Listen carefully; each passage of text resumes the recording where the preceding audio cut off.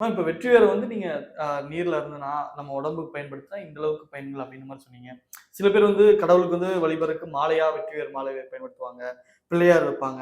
So அந்த மாரி வைக்கிறதுனால எந்த அளவுக்கு பயனுள்ளதா இருக்கும்? இப்ப வெற்றிவேர் மாலைங்கிறது சாமிக்கு வைக்கலாம். அப்புறம் நம்ம இறந்தவங்க ஃபோட்டோக்கு கூட அந்த வெற்றிவேர் மாலைய போட்டுருவாங்க. ஆ. போடுவாங்க. அதுக்கப்புறம் பார்த்தீங்கன்னா, இது இந்த மாலை வந்து நான் நிலவாசல்ல ஏற்கனவே கட்டலாம் அப்படிங்கிறது ஒரு முக்கியம். இது வந்து இது மட்டும் இல்லாம பிள்ளையாரா எதுக்கு பயன்படுத்துவோம்னா, ம் மகாலட்சுமி வந்து பிள்ளையாரையும் நம்ம மகாலட்சுமினாலே பிள்ளையார் வச்சு தான் மகாலட்சுமி வருவாங்க. அதனால மகாலட்சுமி அம்சமுடைய அந்த வெற்றி வேரை பிள்ளையாராக பயன்படுத்தும்போது, உங்களுக்கு செல்வ நிலைகளுக்கும் வீட்டில் பெண்கள் ஏதாச்சும் விரக்தியா ஒண்ணுமே பண்ண முடியல அப்படிங்க இருக்கிறவங்களுக்கு, எத எடுத்தாலுமே தடையா, லோன்லியா இருக்கிறவங்களுக்கு கண்டிப்பாக அந்த வீட்ல வெற்றி வேர் பிள்ளையார் கண்டிப்பாக இருக்கணும். அதே மாரி செல்வ நிலைக்குள்ள விஷயங்கள் எத எடுத்தாலுமே அந்த செல்வம் வந்து இவ்வளோ வாங்குவோம், வாங்கிட்டு அதுக்கு ஒரு பட்ஜெட் வந்து உடனே செலவாயிரும். அந்த பட்ஜெட் செலவாகுற விஷயத்துலலாம் நம்ம வந்து வெற்றிவேர் வந்து ரொம்ப பவர்ஃபுல்லா இருக்கும்.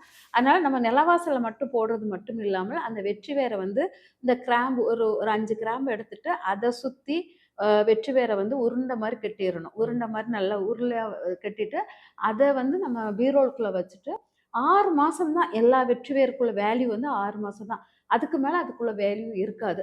6 மாசம் தான் அந்த வெற்றி வேர் வந்து நம்ம வீட்ல பயன்படும். அது அப்பப்போ இந்த தண்ணி ஸ்ப்ரே தெளிச்சுக்கிட்டே இருக்கணும். ம். அந்த 6 மாசத்துக்கு அப்புறம் பார்த்தீங்கன்னா, அந்த வெற்றி வேர நம்ம எடுத்துட்டு வேற வெற்றி வேர் போடணும். அப்ப அந்த 6 மாசத்துக்குள்ள அந்த அந்த முடிஞ்ச பிறகு அந்த வெற்றி வேர வந்து என்ன பண்ணலான்னா, நான் சொன்னேன் இல்லையா?